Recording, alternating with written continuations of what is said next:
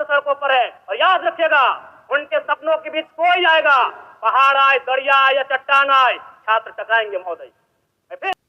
जय हिंद, नमस्कार, जोहार साथियों। मैं स्वागत करता हूं आपका अपने YouTube चैनल लबुलवाब में।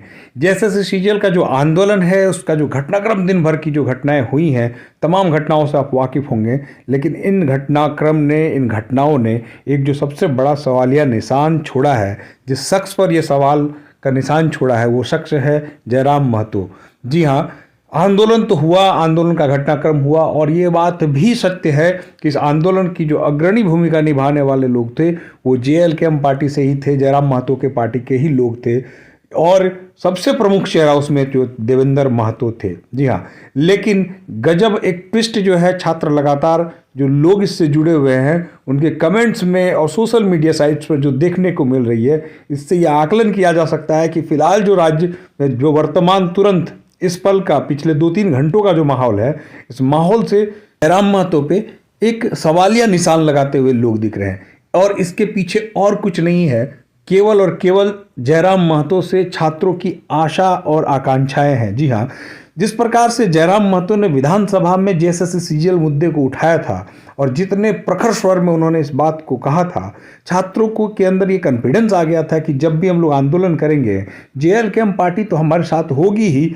जयराम महतो भी बढ़ चढ़कर इसमें हिस्सा लेंगे और हमारे आंदोलन को सफल बना देंगे। लेकिन आज ऐसा कुछ नहीं दिखा। जी हाँ, देवेंद्र महतो जो है जयराम महतो की पार्टी से ही हैं, और जयराम महतो की पार्टी के ही लोकसभा प्रत्याशी भी रांची से रह चुके हैं, और विधानसभा भी उन्होंने दिल्ली से लड़ा जेएलकेएम की पार्टी के टिकट से। लेकिन उन्होंने जो भूमिका अदा कर दी, आज वो छात्रों के नज़र में हीरो के रूप में उभरे हैं। हालांकि उन पर जो पुलिसिया कार्रवाई हुई, उन पर जो बर्बर कार्रवाई हुई, जिस प्रकार से उनको घसीटा गया, मारा गया, जिस प्रकार से उन पर लाठी डंडे चलाए गए, उसके बाद से जो है देवेंद्र महतो तो निश्चित जो इससे परेशानी तो हुई होगी, लेकिन अभी छात्रों की नज़र में वन मैन आर्मी की तरह वो उभरे हैं, एक हीरो, सुपर हीरो की तरह वो उभर चुके हैं। साथ ही ये दुर्योग देखिए कि उन्हीं के पार्टी के जो सुप्रीमो हैं जयराम महतो, उनके खिलाफ छात्र जो है अपना लगातार गुस्सा सोशल मीडिया पर निकाल रहे हैं, भड़ास निकाल रहे हैं, और उसके पीछे केवल और केवल यही वजह है कि छात्रों को जयराम महतो से बड़ी आशा आकांक्षा थी और जयराम महतो ने उसके हिसाब से खरे नहीं उतरे। हालांकि इस बात से अभी इनकार नहीं किया जा सकता है कि जयराम महतो की अभी एंट्री हो सकती है, क्योंकि अभी वक्त है। अगर समय रहते जयराम महतो की इसमें एंट्री नहीं होती है तो जयराम महतो की और किरकिरी होनी तय है।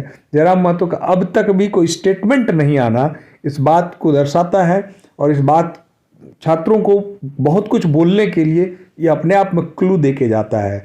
इसलिए अगर जयराम महतो इस पर फ्रंट फुट में आके खेलते हैं तो हो सकता है कि छात्र जो है फिर से उन्हें कबूल कर लें और छात्र उनके नेतृत्व में आगे बढ़ सकें। लेकिन इस समय एक सवालिया निशान बीजेपी पर भी उठाया जा रहा है।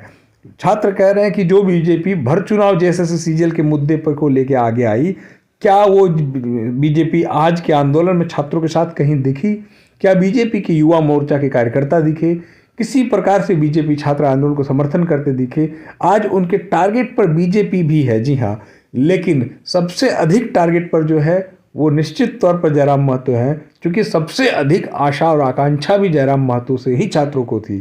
फिलहाल आगे देखने वाली बात होगी कि जयराम महतो इस पर क्या स्टैंड लेते हैं, जयराम महतो क्या करते हैं, जयराम महतो का क्या रुख रहेगा, उस पर आगे की चीज़ें निर्भर कर पाएंगी, आगे के घटनाक्रम तय होंगे और आगे जो छात्रों का डिस्कोर्स है वो उस हिसाब से तय होगा।